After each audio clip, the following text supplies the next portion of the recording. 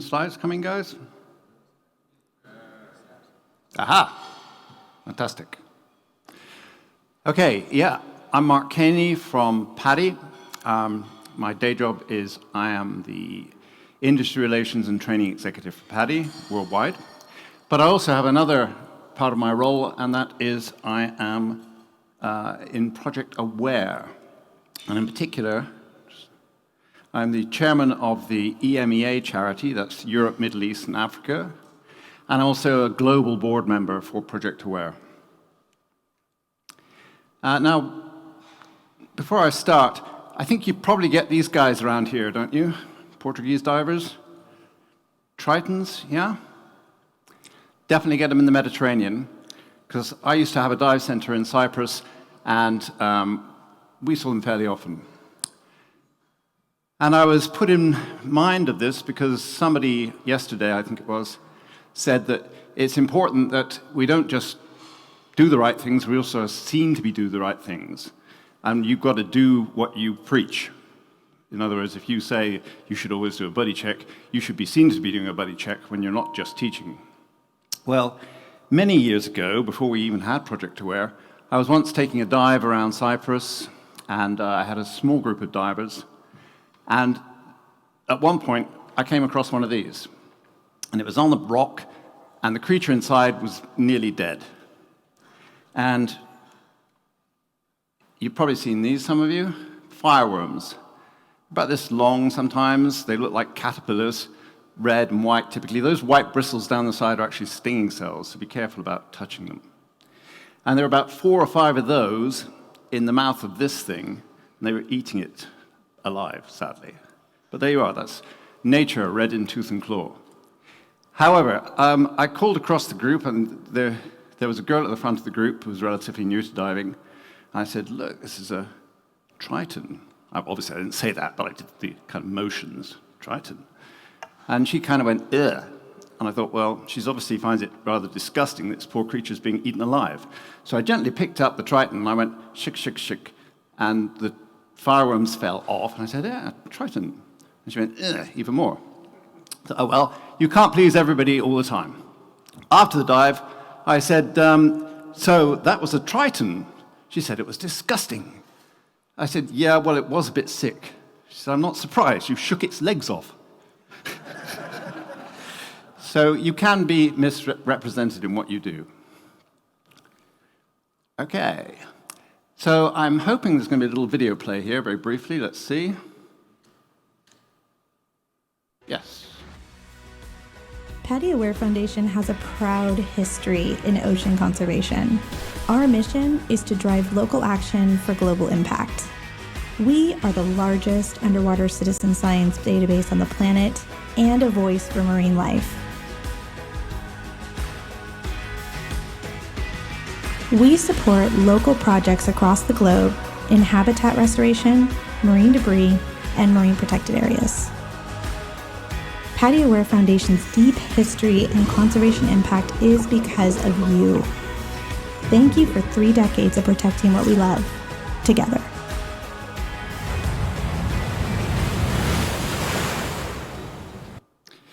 So that's PADI AWARE in a very brief glimpse.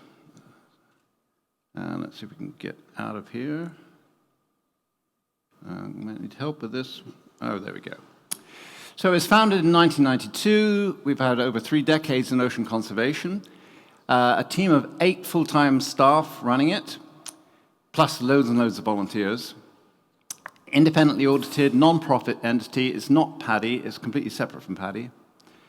And there are 3 registered charities to help this thing work. 1 in Australia, 1 in the United States, and 1 in the UK. Our mission is to drive local action for global ocean conservation, and we do that through citizen science, advocacy, grants, and education.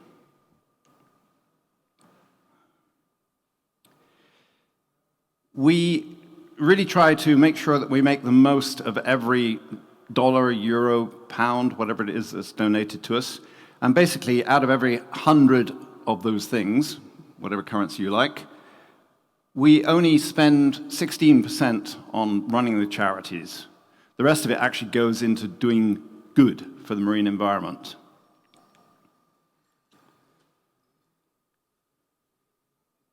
This is what we call our blueprint for ocean action, and it's a kind of conservation strategy so that we know what kind of things we want to focus on in particular. And we say that we can do this by engaging millions of PADI torchbearers. And we say that because one of the great strengths of PADI is it's trained a bunch of people. So we train about 1 million people a year. And when you think how long we've been going, that means we've got a big database of people that we can reach out to. And most of those people care about the ocean and the waters of our world. So it's quite easy to motivate those. And that gives you a huge army of citizens who will help you do good or do research projects in the water. So these are our 5 areas, which I'll expand on in a little in this next slide. So one is to rid the ocean of marine debris, and we want to try and get that down by 50%. Big goal, but in the areas we're focusing on, it's possible to do. We also want more MPAs, marine protected areas. And again, one of the big advantages of having a database of people all over the world is if you get them enthused, they can put pressure on their local governments to try and achieve these things. We want to protect endangered species, and in particular, we focus on sharks and rays. More about that in a little while. To accelerate coral reef recovery and restoration, and we do that by trying to protect existing coral reefs and encourage growth of new ones. And to reduce and offset the dive industry's carbon footprint. So showing people involved in the business how they can have the minimum amount of carbon footprint and be as environmentally friendly as they can be.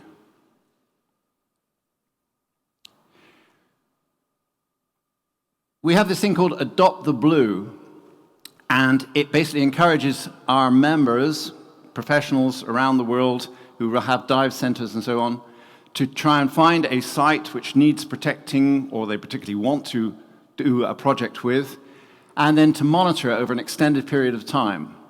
And this is being done on a large scale. You see, at the time this screenshot was taken from, this is our website, there was 1,125 sites, and the total area of those sites is quite massive.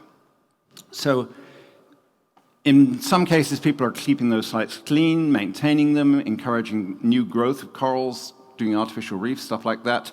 In other cases, they're merely monitoring them so that you can see over time whether they're getting better or worse and try and find the causes of any problems that exist. Adopt the Blue is a great program. It's done a tremendous amount of good. It's been very well received. We are using PADI dive centers to identify these key sites. They then apply for this under certain criteria, and we fit them into the system. And then they're regularly monitoring these sites, reporting back to us so that we can have this central database and get a picture from all over the world as to what's going on.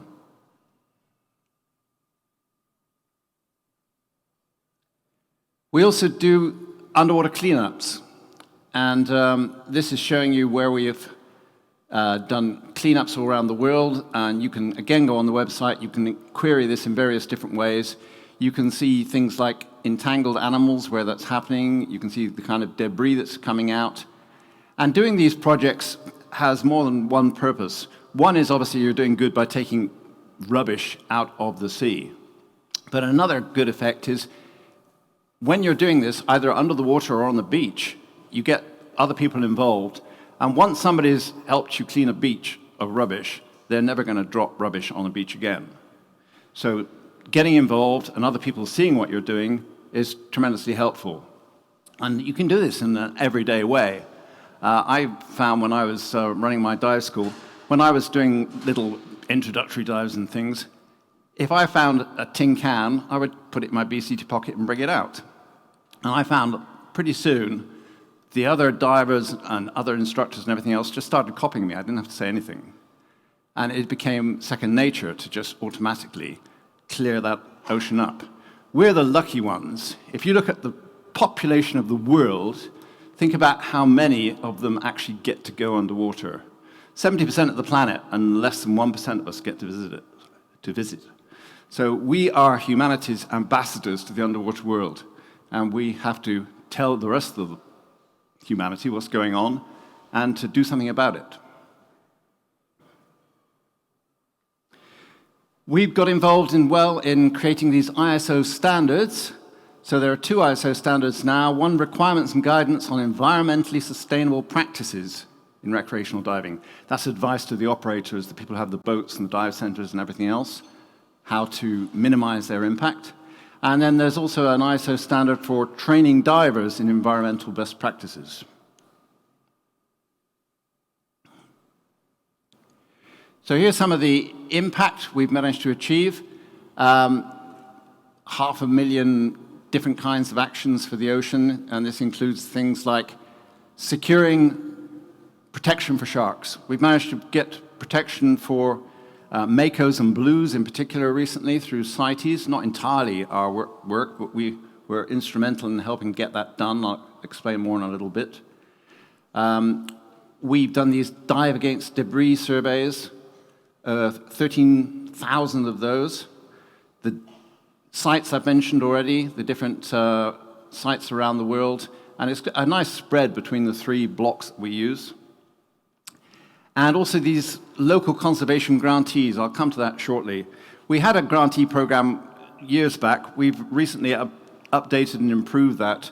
And if you are running a project and you would like to get some help for it, you may be able to apply to us for money under this system. So the marine debris thing is a flagship program for us. We have a standardized course showing people how to do that if they want to get more information or do more advanced cleanups, because sometimes the stuff you find underwater is quite tricky to actually remove.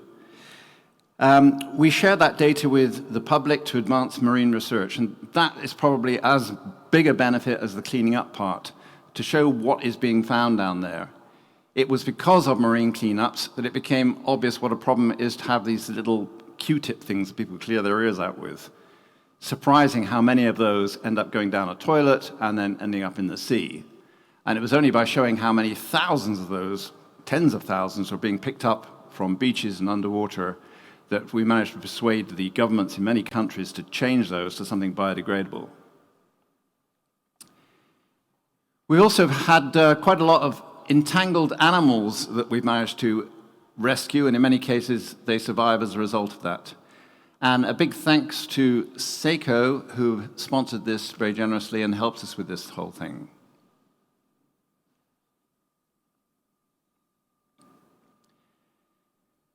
So it's the world's largest underwater citizen science program. Over 2 million pieces of debris have been removed. As I say, it's great for monitoring the effectiveness of waste management policies. As an example, in Malaysia, one of the biggest problems is the rubbish goes into the rivers, and then it goes from the river into the sea, and you get masses of plastic and rubbish going in there. They've experimented there by putting booms across the rivers to catch the rubbish, and if that's effective, it can be a tremendously good way of stopping all that stuff getting in the sea. By using these dive against debris things for the downstream dive sites, you can monitor the effectiveness of the boom systems, and if you can prove it's working, you'll get funding to do it on a wider scale. By the way, Portugal, congratulations, shout out to you, Portugal, because you broke the record for the most divers collecting debris anywhere.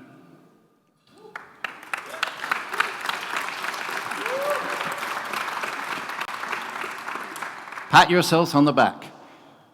Last year, we helped an underwater cleanup that broke the record with 597 participants. And here you can see some of the stuff they brought out, over 3 tons of debris, so fantastic job. The shark and ray protection has been one of our keystone projects, and you have to do it because the average person of the public, you say, oh, we need to protect sharks, they don't really see that. Pandas, yeah, they can get pandas. Sharks, not so much. So it's up to us divers to bring out the fact they're actually magnificent creatures. They're incredible. And we love them, so we want to protect them. So as I say, we've had some good success with that. We had a situation where some of the different countries that vote in CITES did not want to protect things like makos and blue sharks.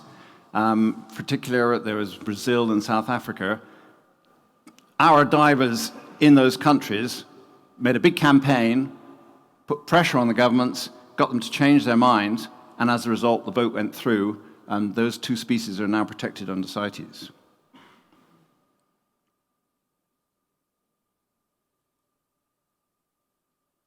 So, very beneficial. It's helped to protect over 104 sharks and rays species to date. We also created this shark tourism guide for operators, giving them best practices so that they can interface in a way that's not negative with sharks. We are about to launch a global shark and ray census. This is going to come in next year. And the idea is to try and get a more accurate picture of where there are sharks, where they're endangered, where they may be essentially extinct in an area. And that obviously then helps you decide where help is needed. So divers are great for this because they're the eyes down there that can actually see what's going on.